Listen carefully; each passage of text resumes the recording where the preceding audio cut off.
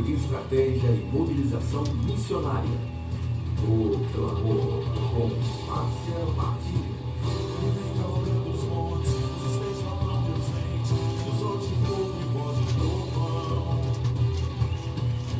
O Clamor, com Márcia Martins. O chão vai tremer, o céu vai se abrir, e os anjos de Deus vão descer e subir.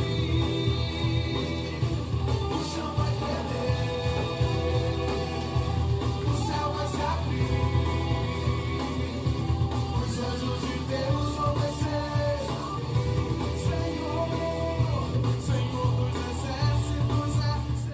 Bom dia, povo de Deus, eu já estou aqui, e você? Já sintonizou conosco nessa manhã? O pessoal já começou a chegar aqui no Facebook. Romildo Toni fielmente conosco. É um prazer ter você aqui, Romildo, Marcelo da Silva. Bom dia para vocês. Estamos aqui mais uma manhã. Lá fora temos sol. Que o Senhor possa estar iluminando a sua vida como o sol da justiça.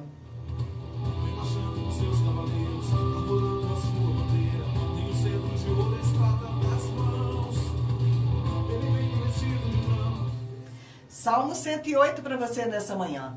Meu coração está firme, ó Deus. Cantarei e louvarei, ó glória minha. Acordem, harpa e lira, despertarei a alvorada. E te darei graças, ó Senhor, entre os povos. Cantarei louvores entre as nações. Porque o teu amor leal se eleva muito acima dos céus. A tua fidelidade alcança as nuvens. Sê exaltado, ó Deus, acima dos céus. Estenda-se a tua glória sobre toda a terra. Salva-nos com a tua mão direita e responde-nos, para que sejam libertos aqueles a quem amas.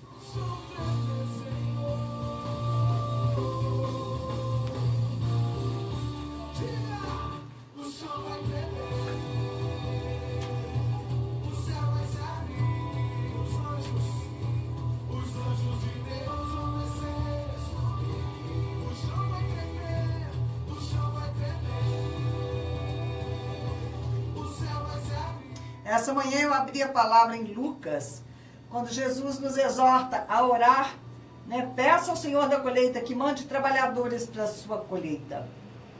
A seara é grande, né? Mas os trabalhadores são poucos. E o Senhor manda que nós devemos orar para que haja mais trabalhadores para a colheita. E eu me lembrei da minha experiência no Nepal. Quando eu estava no Nepal, houve um grande terremoto e eu quis sair da nação e eu não consegui sair do Nepal e acabei tendo que cumprir o meu compromisso e eu viajei, perdi a conta de quantas horas eu viajei, nos ônibus muito velhinhos, e eles, as estradas são muito estreitas, né, cheia de abismos, e eles andam de maneira louca, não tem espaço para cortar, eles cortam a si mesmos. Se vier alguém do outro lado, né, você morre. Só isso, a vida para eles parece que não tem assim grande valor. E eu fui nessa viagem para bem interior do Nepal. O pastor Sobita, ele veio, né, na capital, em Katmandu, me buscar. E eu segui com ele. A gente mudou de ônibus umas 2 ou 3 vezes, eu achei que eu nunca fosse chegar, né? E quando nós começamos a ensinar, era um seminário, né, para jovens, mas não é aquilo que você pensa aqui no Brasil, não, né? Era um bando de meninos e meninas assentados no chão de um cômodo meio enterrado, assim, né, para baixo do nível da rua, um calor de você derreter, e eu ali ensinando, né, com o meu tradutor, que o próprio pastor Sobit traduzia para o Nepali. Eu tinha que ensinar em inglês e ele traduzia para o Nepali. E eu deveria ficar ali na sexta, no sábado e domingo, encerraria. Mas acabou que eu fiquei até quinta-feira de manhã, 7h30 da manhã, eu tomei o ônibus e vim embora, porque eu já não tinha mais forças. porque no sábado, na sexta-feira eu ensinei, estava sendo uma grande bênção, mas no sábado eles pediram que eles queriam que eu orasse por eles. E quando eu fui orar, o poder de Deus caiu de uma maneira tão tremenda que vocês não podem avaliar o que Deus fez ali no meio daquele povo, né? Virou realmente assim uma loucura. Ninguém parava em pé. Uns não paravam de rir, outros não paravam de chorar aos gritos, em convicção de pecados. Foi um rebuliço tão grande que nós tivemos que ministrar, não no mesmo local, mas eu passei a ministrar na casa onde eu estava hospedado, que tinha uma sala maior, e as pessoas foram chegando, e ali veio uma mulher que ela estava com câncer no cérebro, já tinha tentado todas as coisas, um homem, né, paralítico, que também já tinha tentado de tudo para andar, pessoas endemoniadas que foram consagradas desde o ventre materno, aqueles deuses horrendos ali do Nepal. Vocês não podem calcular. E era somente eu para ministrar a todas aquelas pessoas, o pastor Sobit traduzindo e aparando as pessoas, porque ninguém parava de pé diante do poder de Deus. O Espírito Santo estava fazendo uma obra maravilhosa. E a esposinha dele, a Bímola, estava grávida. A Bímola tentava filmar, sem experiência com a minha câmera, mas ela foi registrando. Eu tenho registrado parte, né, desse mover de Deus. E eu tinha que pegar o ônibus quinta-feira às 7h30, mas às 7 horas da manhã as pessoas já tinham chegado, já estavam na sala da casa, elas começaram a vir das vilas, a notícia correu. E inclusive um pastor da presbiteriana, ele teve notícias do que estava acontecendo através de membros da igreja dele que tinham sido atingidos por esse poder de Deus. E eu passei pela sala rapidamente, abençoei cada um deles, mas era você assim, tocar na pessoa, ela já caía lá pelo chão e o Espírito de Deus ia trabalhando, né? Eu fui embora, larguei eles ali caídos e fui embora. Eu já não tinha mais forças, porque a batalha espiritual se tornou muito intensa também, né? E no ônibus, fazendo o trajeto de volta, o Espírito do Senhor, ele começou a trazer à minha mente uma canção, né, muito bonita, não sei se vou lembrar agora, Pedro, né, o pescador, e um trechinho vinha assim: lá onde estão os grandes cardumes ainda sem rumo, o mestre te quer, lançando tua rede, pescando para Deus. Então, da janela do ônibus, eu via aquelas pessoas, né, aquele povo do Nepal, tão pobre, com as suas vestes típicas. Da janela do ônibus eu ia vendo, né, os cenários passando, aquelas pessoas passando, e o Espírito Santo me dizendo, né, é onde eu te quero, né, onde estão os grandes cardumes ainda sem rumo, é onde o mestre nos quer, pescando, lançando a nossa rede, né? Mas a seara é enorme e são poucos os trabalhadores. Eu pude sentir isso na minha carne, na minha pele, porque eu não tinha ninguém ali que pudesse me ajudar a socorrer toda aquela multidão, e eu tive que ir embora e deixá-los para trás. E dali surgiu uma igreja que está próspera, né? Que está se multiplicando, já se multiplicou em muitas congregações nos montes do Nepal. E eu fico com muita vontade de voltar ali. Eles oram, né? A igreja, toda vez que se reúne, eles sempre se lembram de orar, pedindo ao Senhor que me envie de volta para eles. Mas eu ainda não tive o privilégio, né, de poder estar de volta ali no Nepal. Mas eu gostaria de levar comigo, né, dessa vez, um pouco mais de ajuda, porque realmente a necessidade é enorme, enorme. Enquanto eu estava ali na sala ministrando, uma mulher hindu, ela foi se chegando, até que ela entrou, ela recebeu oração, ela foi liberta, e ela então foi buscar o filho dela. E ela voltou no dia seguinte trazendo o filho. E eu vi aquela mulher ali sentada com o filho, esperando para que eu pudesse orar por aquele filho dela. E eu não consegui, eu não tive como atender aquela mulher, eu não tive como orar pelo filho. E fui embora, né, deixando todo aquele povo para trás. A única coisa que eu pude fazer foi orar pelo casalzinho de pastores, que são missionários naquela área, né, eles são nepaleses, mas de uma outra região. E eu transferi sobre eles aquela unção que Deus tinha colocado sobre a minha vida e eles tocaram o barco. Né? Mas eu sempre estou orando por eles, né? Continuo cobrindo-os, e eles dizem que eu sou a mãe espiritual, né? Então eu sou responsável espiritualmente por eles. Mas nós precisamos realmente clamar ao Senhor que envie mais trabalhadores para a seara.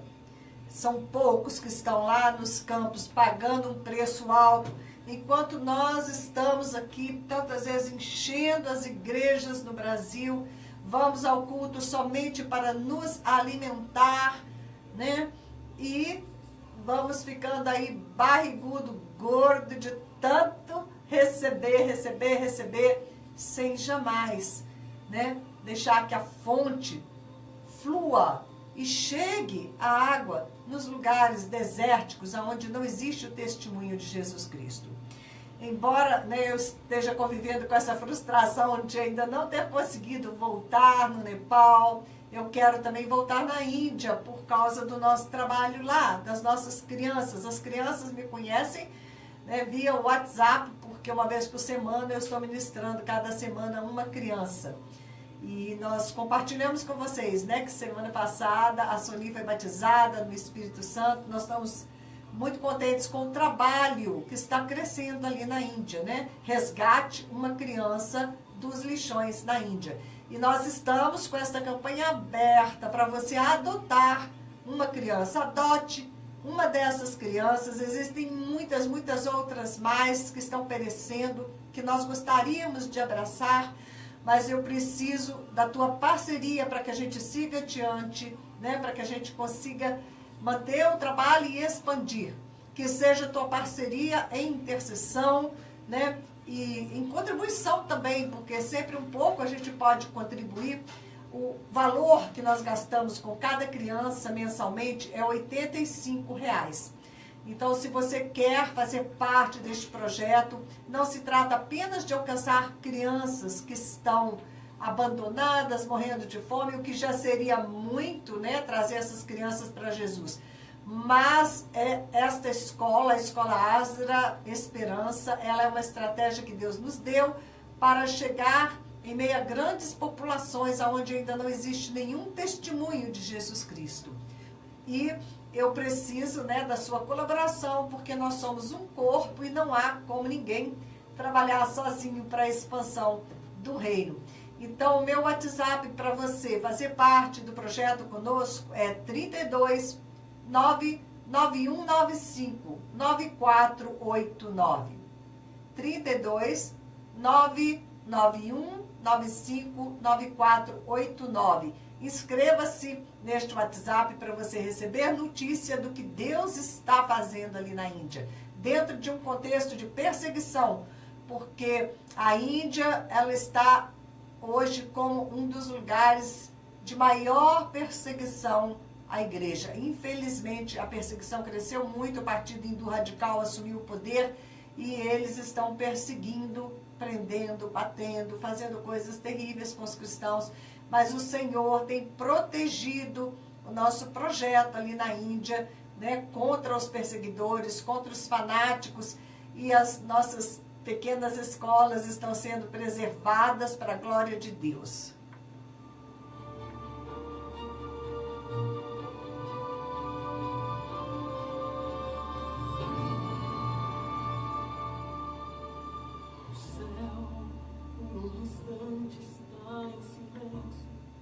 Bom dia, pessoal, no Facebook. Consuelo, Ananias, Maria Luísa, o Marcelinho da Impacto. Bom dia para todos vocês. Hoje nós vamos seguir compartilhando no livro de Apocalipse. Eu já outro dia nós falamos sobre o mistério da igreja, mas eu vou repassar o mistério da igreja. Depois nós vamos seguir falando sobre a igreja como instrumento de juízo nas mãos do Senhor. E por fim nós vamos estar falando sobre o incensário de ouro. Como eu disse para vocês, eu estava assistindo um estudo do Perry Stone, que é um profeta americano, ok? E ele estava ali de Israel dando este estudo. E ele estava explicando como, na palavra do Senhor, nós temos tempos diferentes, ok? Nós temos o tempo linear, que vai começar com a queda de Adão e Eva e vai terminar lá em Apocalipse 11, ok? É o começo e o fim. Mas nós temos também o tempo vertical, é tipificado pela escada de Jacó, de Gênesis 28, né? É um tempo espiritual, é um tempo que conta diferente. Quando nós começamos a adorar a Deus, nós ligamos, né? Terra e céu ficam ligados através da nossa adoração e você perde a noção do tempo. Você é transportado para essa dimensão do espírito, onde o tempo não conta. Esse é um tempo espiritual. Nós sabemos, né? O tempo Kairos de Deus, onde as coisas acontecem no tempo de Deus. Mas nós vamos encontrar na Bíblia também o tempo cíclico. O que é isso?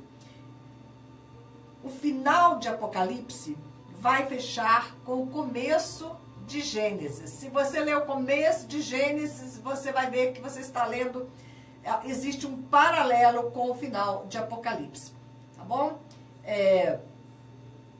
O Senhor, ele conta também o tempo com base nos sábados, lá em Levítico 25, de 1 a 7, né? No sétimo dia o Senhor descansa, o jubileu 7 vezes 7 anos, né? Vai dar 49 anos, né? E você no 50º ano você tem o jubileu. Então Deus vai contar muitas vezes pelos ciclos, né? De jubileus, ok?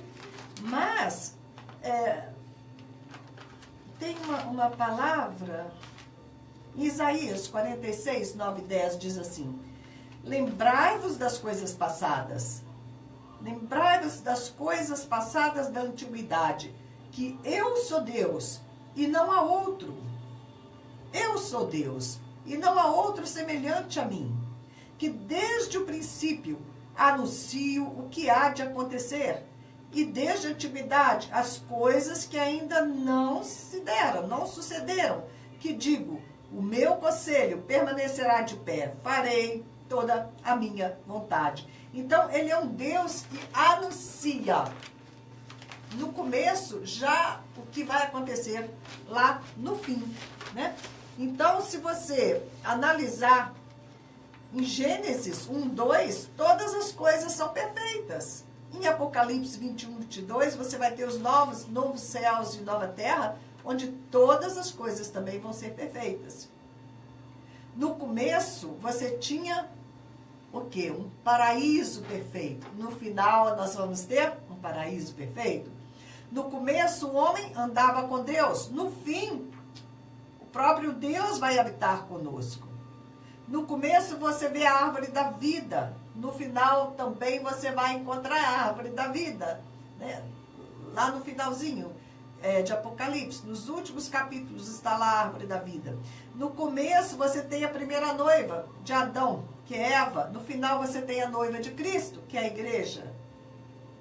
Apocalipse 17, 18 fala do mistério Babilônia, né? O mistério da Babilônia. Lá no final. E em Gênesis 11, nós vimos, né, esse mistério da Babilônia, onde é o Iraque hoje. Na Torre de Babel, eles tinham uma só religião, uma só língua, e Deus confundiu ali a linguagem do homem, mas, né, o diabo não desiste, Satanás não desiste, e ele de novo está trabalhando para que tenha no planeta uma só religião, uma só língua, para que ele, a exemplo de Nimrod, o anticristo, vai estar tentando, mais uma vez, né, unificar e reinar sobre a humanidade. Então, quando a gente lê Gênesis Você pode ver os eventos de Gênesis, depois nós vamos pegar isso um pouquinho mais detalhado. Você pode ir de frente para trás, que você vai encontrar ali todo o conteúdo de Apocalipse, né? Quando Enoque é trasladado em Gênesis 5, é um tipo do arrebatamento da igreja. Depois Gênesis 4,15, quando Caim recebe a marca, é um paralelo com Apocalipse 13, a marca da besta. No final dos tempos, a marca será na mão ou na testa, né? Fala que Caim ia ser vingado 7 vezes 7. Isso aponta para a semana de profecias de Daniel, as 7 semanas de Daniel. Então, nós vamos encontrar indícios de que toda a história já está contada do começo ao fim, a partir de Gênesis. A palavra do Senhor é maravilhosa. Nós podemos aprofundar, sem jamais chegar ao fim, né? Podemos nos enriquecer com a palavra de Deus. Eu creio que pela eternidade nós vamos continuar descobrindo esses mistérios.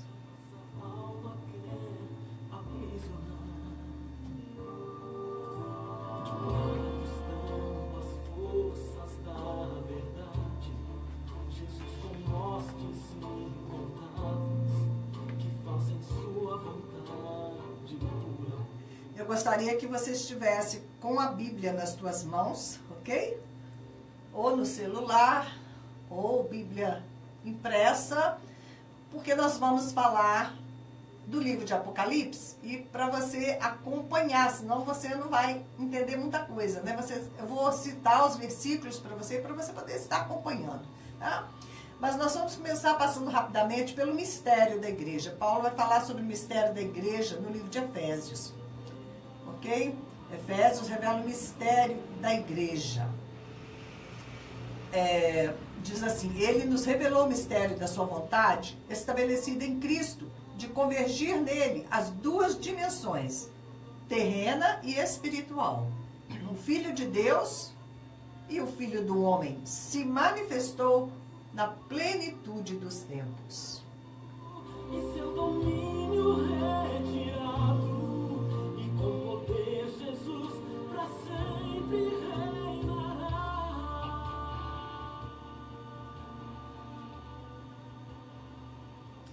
Deus fez seu Filho extremamente poderoso, deu-lhe a maior autoridade do universo e colocou esse Filho como cabeça da igreja. Versos 22 ali de Efésios, né? Nós estamos em Efésios, na carta aos Efésios.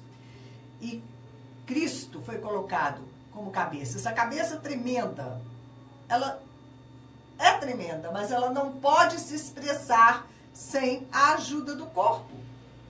Colossenses 2, 9 e 10 concorda. Pois em Cristo habita corporalmente, né? Ele está habitando agora no corpo que é a igreja, toda a plenitude da divindade, e por estarem nele, que é a cabeça de todo poder e autoridade, vocês receberam a plenitude. Olha que mistério a igreja, nós recebemos a plenitude de Cristo. Que cabeça poderosíssima. Ele tem autoridade absoluta concedida por seu Pai, e ele nos deu a sua autoridade para que a gente possa completar a tarefa nessa dimensão, enquanto ele ainda está assentado à direita do Pai nas regiões celestiais. Conforme João 17, 23, além de autoridade, ele nos deu também a sua glória, a mesma que ele tinha antes da fundação do mundo. Nós fomos selados em Cristo com o Espírito Santo da promessa, que é a garantia da nossa herança. O nosso espírito foi como que lacrado pelo Espírito de Deus, até o momento do nosso resgate final. Paulo, ele ora que Deus nos dê olhos, né? Nos dê um coração para enxergar, para ver, para que nós possamos conhecer essa esperança, essa herança, e também qual a incomparável grandeza do seu poder para conosco, os que cremos. Este governo, autoridade, poder, domínio está sendo exercido pela nossa cabeça, pelo cabeça que é Cristo, e se manifesta de maneira plena através do seu corpo, que é a igreja. Tudo é pela graça de Deus que nos redimiu nos perdoou, nos deu sabedoria, nos deu entendimento para compreender qual a vontade dele. A intenção dessa graça era que agora, mediante a igreja e através dela, a multiforme sabedoria de Deus se tornasse conhecida nas regiões celestiais. Efésios 3, de 10 a 12.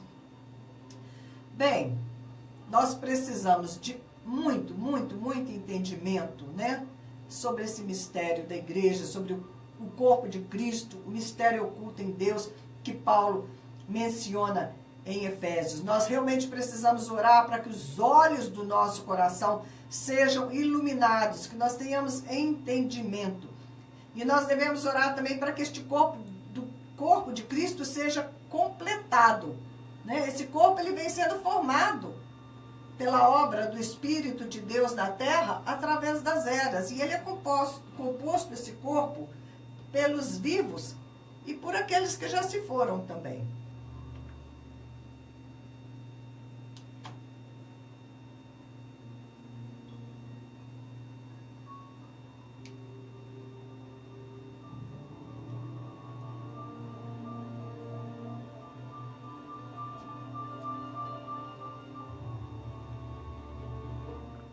Hebreus 11, 39 nos diz que todos estes receberam bom testemunho por meio da fé. No entanto, nenhum deles recebeu o que havia sido prometido. Está falando, né, dos que viveram antes de nós. Deus havia planejado algo melhor para nós, para que conosco fossem eles aperfeiçoados. Então a igreja vai ser composta por aqueles que já viveram antes de nós e nós que estamos vivos. A gente esquece, né, que eles também fazem parte dessa igreja. Vamos ver, nós vimos aqui, Efésios 4, 7, nos diz que a cada um de nós foi concedida a graça conforme a medida repartida por Cristo. Por isso é que foi dito e deu dons aos homens. Vimos que todos nós, cada um de nós possuímos dons, né? Cristo nos deu dons. E ele designou alguns para apóstolos, outros para profetas, evangelistas, pastores e mestres, com o fim de preparar os santos para a obra do ministério, para que o corpo de Cristo seja edificado, até que todos alcancemos a unidade da fé e do conhecimento do Filho de Deus e cheguemos à maturidade, atingindo a medida da plenitude de Cristo. Então, o corpo de Cristo, ele está sendo edificado. E assim como nós temos cabeça, tronco e membros, o corpo de Cristo tem apóstolos, profetas, evangelistas, pastores e mestres. Essas são as partes que compõem o corpo de Cristo, ou que deveriam compor, porque se você olhar do ponto de vista carnal, se você olhar sem a revelação de Deus, você não vai encontrar, né? Vai parecer que o corpo de Cristo está aos pedaços, está desconjuntado, aleijado, né? Distorcido. Mas não é assim, porque nós podemos olhar com a revelação do Senhor e nós vamos perceber que foi Cristo quem repartiu dons aos homens. E foi também Ele quem designou os ministérios. Foi o Senhor quem designou esses ministérios. A maneira como seu corpo seria edificado. Então a edificação da igreja não é obra de homens, mas é obra do Espírito Santo. O corpo cresce e edifica-se a si mesmo, em amor, na medida em que cada parte realiza a sua função. E com certeza, né, o Deus Pai não permitiria que o corpo de Jesus fosse aleijado, fosse disfuncional, uma vez que Cristo derrotou a morte e todas as manifestações da morte, jamais ia ser permitida qualquer deficiência em seu corpo. O próprio Cristo está edificando para si uma igreja perfeita. Efésios 5, 25 e 27. Assim como Cristo amou a igreja e entregou-se por ela para santificá-la, tendo-a purificado pelo lavar da água mediante a palavra, e para apresentá-la a si mesmo como igreja gloriosa, sem mancha, nem ruga ou coisa semelhante, mas santa e inculpável. Então nós temos a igreja edificada pelo homem, que é apenas uma fachada que dá para o mundo exterior. Mas o interior da casa, só Deus conhece. A verdadeira igreja, ela é composta pelo homem espiritual, o nascido de novo, que ocupa a sua função no corpo de Cristo. Nós estamos falando, é claro, do corpo místico de Cristo, ok? O homem carnal, essas estruturas terrenas criadas pelo homem, elas não entram na constituição do corpo de Cristo.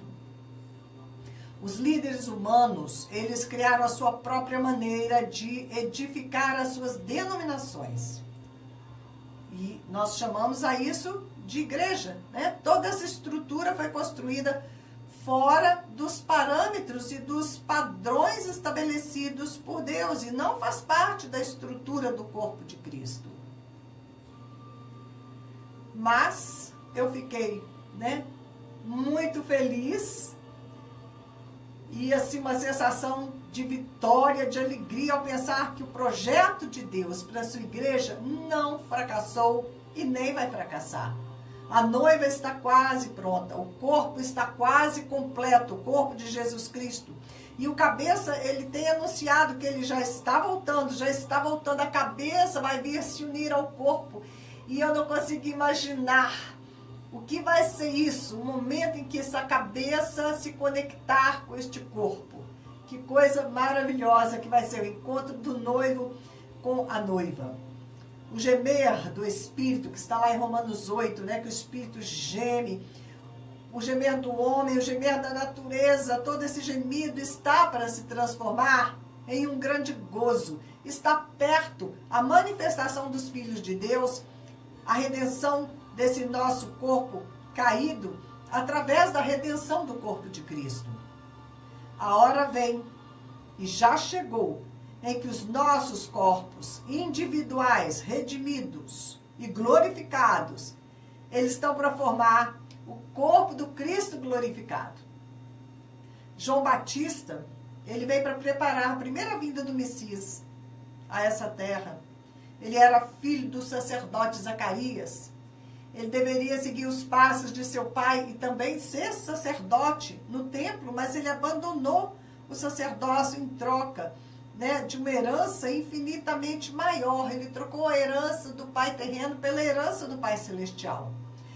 E assim como Deus usou um profeta fora da estrutura religiosa daquela época, eu creio também que Deus pode usar ministros de fora da atual estrutura criada pelo homem, que são levantados, chamados, ungidos pelo próprio Senhor e vão desempenhar as funções estratégicas que vão viabilizar a segunda vinda do Messias, o Cristo de Deus, né? Porque quando se trata de executar os seus propósitos para a humanidade, Deus, ele nunca falha. Mesmo quando o homem falha, Deus não falha. E isso é uma boa notícia para nós. O mistério da igreja vai se cumprir. A cabeça vai se conectar ao corpo. Glória a Deus.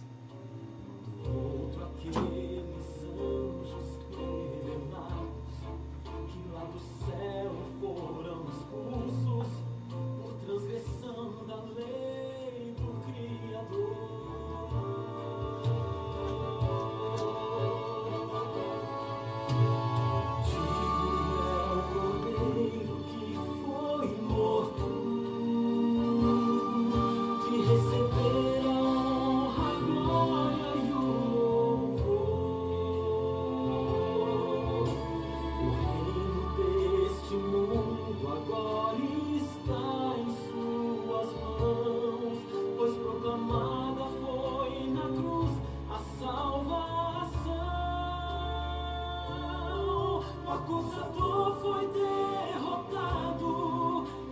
Muito grande o privilégio que nós temos de ser salvo. Se você é salvo,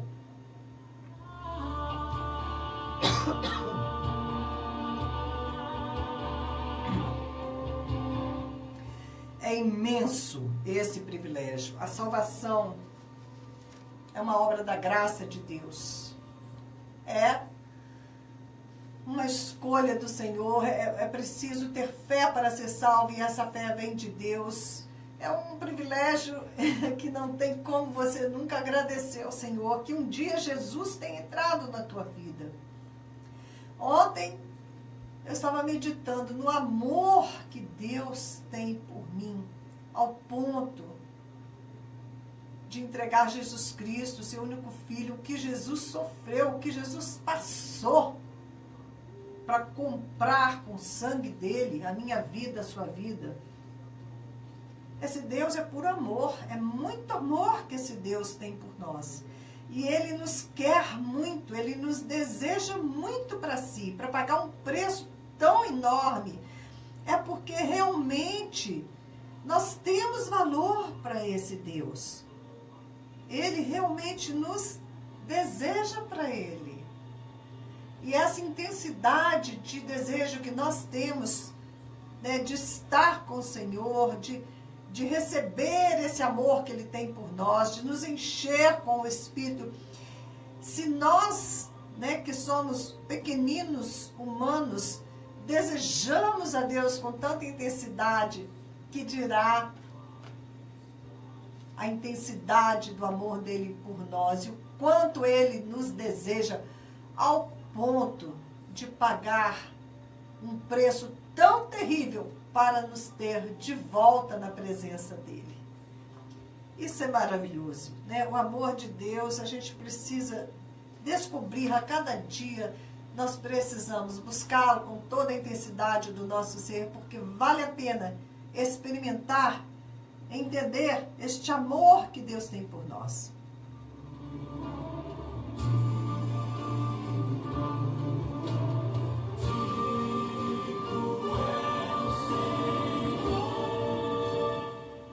Bom dia, o pessoal do Facebook, que bom que vocês estão aí, Ana Carla, Paulo Lopes, muito bem, que bom ter vocês comigo nesta manhã. Nós vamos continuar no livro de Apocalipse, falando agora sobre a igreja como um instrumento de juízo. Como assim, a igreja como instrumento de juízo? Sim, ok? Satanás, ele hoje comanda o espetáculo. A palavra diz que o mundo jaz no maligno. Todas as estruturas da nossa civilização, elas estão estruturadas, elas estão, o que eu quero dizer, quando você vai fazer uma construção, você lança ali a base, né? E aquela base vai sustentar todas as coisas.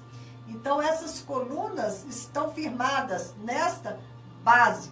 São pilares de iniquidade. O mundo jaz no maligno, está repousando, apoiado, né, nessa infraestrutura, sustentada por pilares de iniquidade. Você duvida? Olha como está a situação em todos os setores que você puder pensar. Político, social, econômico, tudo contaminado pela injustiça do pecado. Se a gente imaginasse, nós podíamos ver nas regiões celestiais uma cidade nas regiões celestiais que projeta uma sombra sobre o nosso mundo físico aqui na Terra.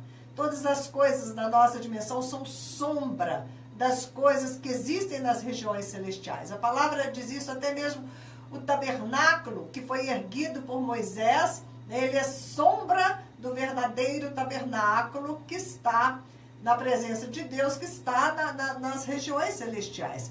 Então, o nosso mundo físico é quase como que uma projeção deste mundo espiritual, como se fosse uma imagem em espelho. Tudo, primeiramente, é definido no reino do Espírito e então acaba se realizando no nosso mundo visível. Daí a importância da nossa fé, de uma fé positiva, não de uma fé negativa, porque algumas pessoas, elas creem tanto em coisas negativas que elas vão atrair da realidade espiritual, né, da onde estão os principados, os potestades, as potestades, ela vai atrair essas realidades e elas vão se materializar aqui na Terra, porque é feito segundo a nossa fé. Nós temos um grande poder quando nós cremos. Todas as coisas são possíveis ao que crê. Então nós temos que tomar cuidado com aquilo que nós estamos crendo, com aquilo que estamos pensando e com aquilo que estamos falando, porque nós vamos trazer das regiões celestiais para essa dimensão terrena, ok? As realidades que estão lá vão se materializar aqui na nossa realidade, ok? Então, tudo é primeiramente definido lá no reino do Espírito e vem sendo realizado no nosso mundo visível. Nós temos as nossas estruturas sociais, legislativas, políticas, morais, econômicas, educacionais. E na base do funcionamento de tudo isso, nós vamos encontrar o pecado que está operando, gerando todo tipo de injustiças, de abuso, de explorações do ser humano. Satanás, ele tem infligido uma grande humilhação, um extremo sofrimento à humanidade, através das guerras, da fome, da peste, da violência, do desamor, da exploração do homem pelo seu próximo, né? Mas é à medida que a igreja se multiplica, é que a luz de Deus vai enfraquecendo as trevas e a implantação do reino de Deus vai avançando. Quando a igreja invisível de Cristo, ela se santifica, se une, se fortalece na autoridade do nome de Jesus, o confronto ele vai crescendo nas regiões celestiais. Então, uma grande crise pode ser provocada pela oração e pela ação da igreja. A sua atuação confronta a operação do pecado e os frutos do pecado. Esse mundo, como já dissemos, ele está apoiado em pilares de iniquidade sob o comando do maligno. Os juízos de Deus sobre esse mundo que está nessa condição, eles poderão, sim, ser desencadeados através da sua igreja, como uma consequência da batalha da igreja contra os principados e potestades nas regiões celestiais. Efésios 6:12. Pois a nossa luta não é contra os seres humanos, mas contra os poderes e autoridades, contra os dominadores deste mundo de trevas, contra as forças espirituais do mal nas regiões celestiais. Esse reino será do nosso Senhor e Cristo quando nós tivermos prevalecido contra os príncipes das trevas que governam este mundo. Tudo que estiver apoiado no poder do mal vai ruir, vai cair por terra para que surja então um novo reino de justiça e de paz. Essas fortalezas que hoje estão nas regiões celestiais, elas vão vir abaixo e Satanás vai ser lançado na terra a caminho do inferno, enquanto a igreja inicia sua subida para junto de Deus. Vai cair o poder de Satanás e subir o poder de Jesus e de sua noiva. Vamos ler aqui Apocalipse 12, de 7 a 12. Diz assim: houve então uma guerra nos céus. Miguel e seus anjos lutaram contra o dragão, e o dragão e seus anjos revidaram. Mas estes não foram suficientemente fortes, e assim perderam seu lugar nos céus. O grande dragão foi lançado fora. Ele é a antiga serpente, chamada Diabo ou Satanás, que engana o mundo todo. Ele e os seus anjos foram lançados à terra. Então ouvi uma forte voz dos céus que dizia: agora veio a salvação, e o poder, e o reino do nosso Deus, e a autoridade do seu Cristo. Pois foi lançado fora o acusador de nossos irmãos, que os acusa diante do nosso Deus, dia e noite. Eles o venceram pelo sangue do Cordeiro e pela palavra que deram. A palavra do testemunho que deram. Diante da morte não amaram a própria vida. Portanto, celebrem-no os céus e os que nele habitam. Mas ai da terra e do mar. Pois o diabo desceu até vós, e ele está cheio de fúria, pois sabe que lhe resta pouco tempo.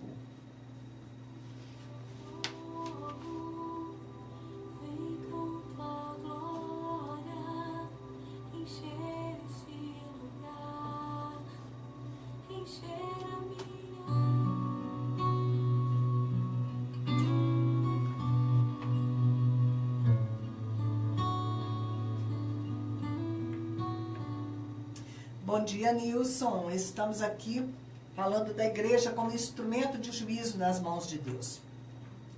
Os capítulos 2 e 3 de Apocalipse são cartas endereçadas a 7 igrejas. Jesus Cristo faz ali um tipo de avaliação e ele anuncia o julgamento para punir ou para recompensar cada uma daquelas 7 igrejas. A mensagem foi recebida pelo apóstolo João. Ele estava em estado de arrebatamento, né, enquanto estava ali como prisioneiro na ilha de Patmos. E em seguida, no capítulo 4, João começa a receber a visão das coisas que estão para acontecer. Primeiro, o Senhor tratou com o desempenho da sua igreja e em seguida vai tratar com os demais. E ele diz, suba para cá e lhe mostrarei o que deve acontecer depois dessas coisas. Né? Depois que o Senhor já tinha ali julgado a sua igreja.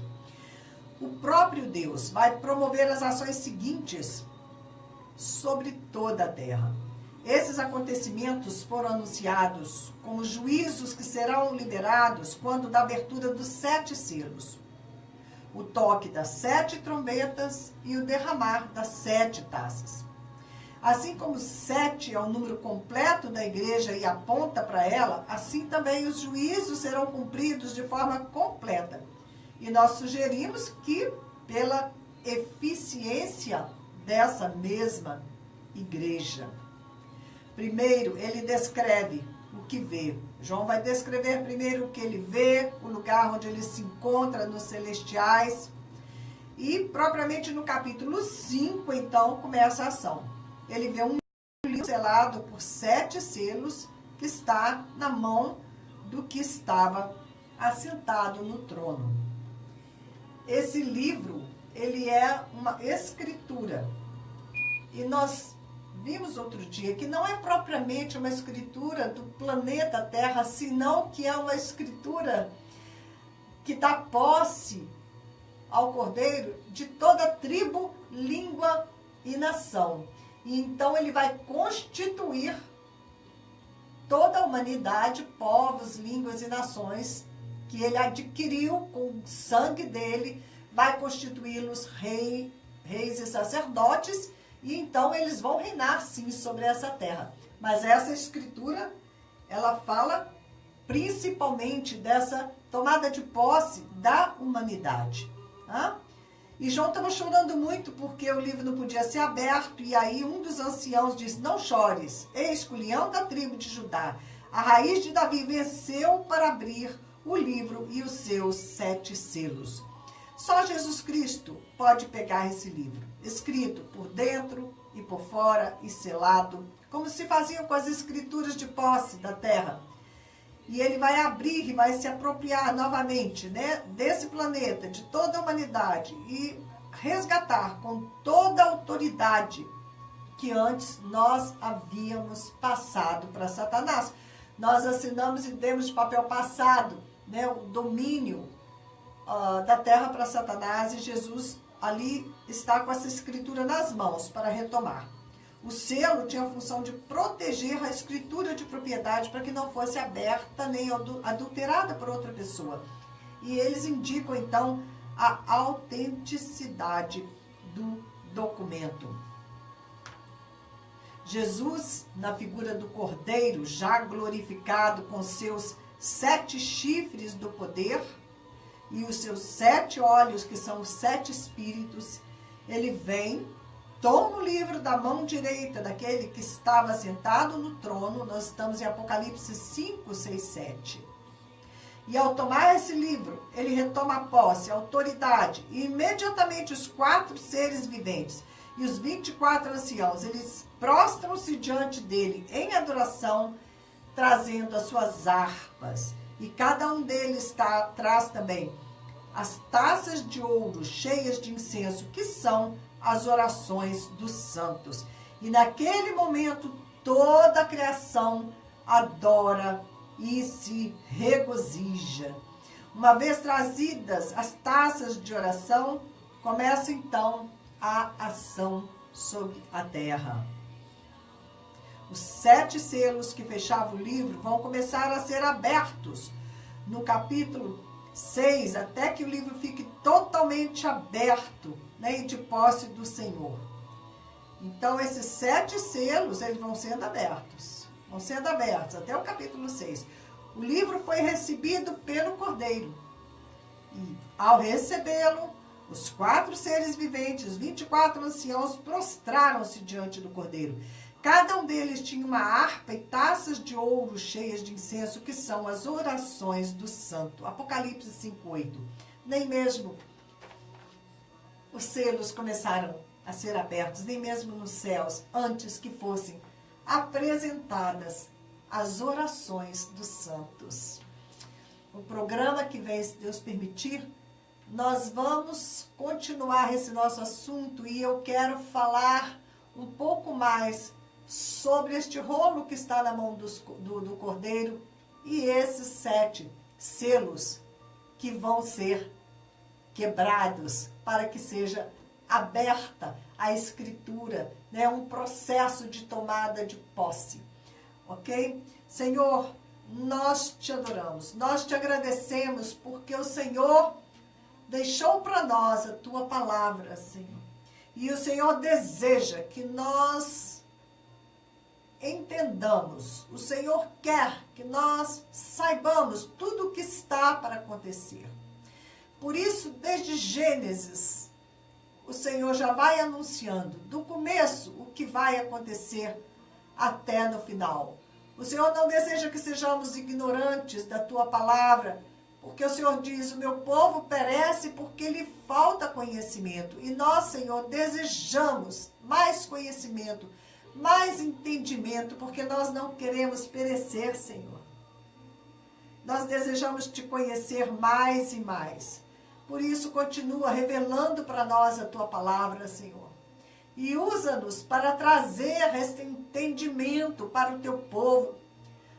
Precisamos comer o rolo, Senhor. Precisamos comer o rolo mais e mais e mais e mais, para que sejamos cheios da tua palavra, para que tenhamos revelação de quem tu és, daquilo que o Senhor está realizando através dos tempos, Pai.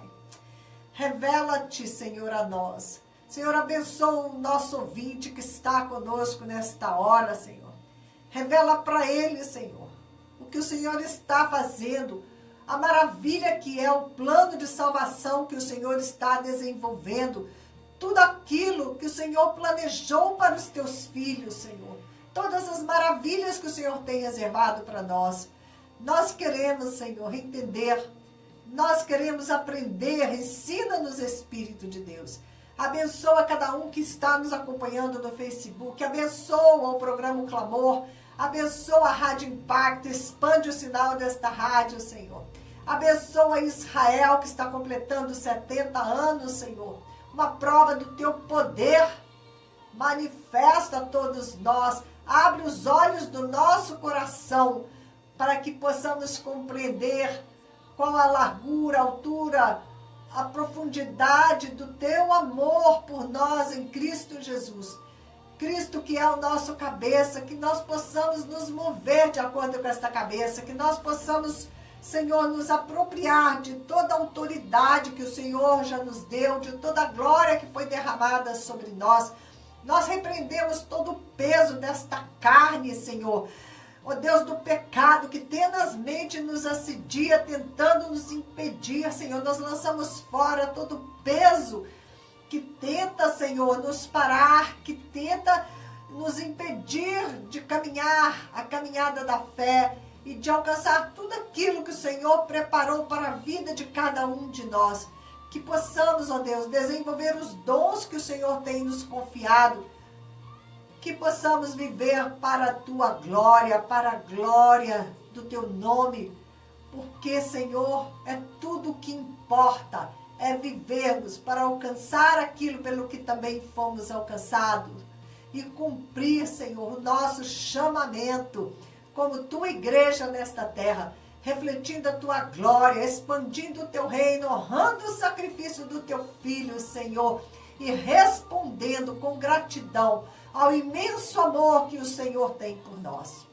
Queridos, fiquem na graça, na paz do Senhor, que vocês sejam cheios da graça do Senhor, que vocês sejam cheios do Espírito da graça, que sejam cheios do Espírito de Deus, que esta carne seja enfraquecida e que o nosso espírito se fortaleça para alcançarmos, né, desde já possamos nos mover nos celestiais, contemplando a face gloriosa do nosso Deus. Amém? Fiquem na paz do Senhor. Até sexta-feira, se Deus permitir, às 10 horas da manhã, ok?